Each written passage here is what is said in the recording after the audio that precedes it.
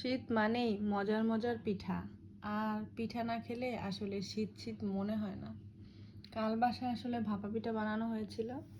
তো আজকে সকালবেলা মাত্রই ঘুম থেকে উঠলাম, ওঠার পরেই দেখি যে আম্মু সামনেই খাটেরই কিন্তু বসেছিলাম, খাটের মধ্যে নিয়ে আসছে পিঠা।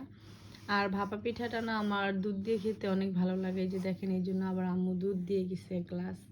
এখন আমরা এই খাটের বসে বসে এই দুধ দিয়ে ভাপা পিঠা খাবো।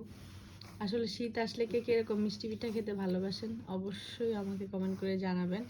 আর আমার পিঠা অনেক পছন্দ, মিষ্টি খাবারগুলো আমার একটু পছন্দ, অনেক খেতে পারি না, তবে দু একদিন পর পর আমার খেতে অনেক ইচ্ছা করে। তো এবার অনেক পিঠা খাইছি, আপনাদের সাথে শেয়ার করা হয়নি, তাই ভাবলাম আজকে একটু শেয়ার করি। পিঠাটা সকালে বানানো হয়েছে, খেয়েছিলাম, মজা হয়েছে, কিন্তু আসলে পিঠাটা ভাপা পিঠাটা একদিন পরে খেতে কিন্তু আমার অনেক ভালো লাগে, আর সাথে যদি দুধ থাকে তাহলে তো কোনো কথাই নেই। সবাইকে সকালের শুভেচ্ছা। সবাই ভালো থাকবেন, সুস্থ থাকবেন। আল্লাহ হাফেজ।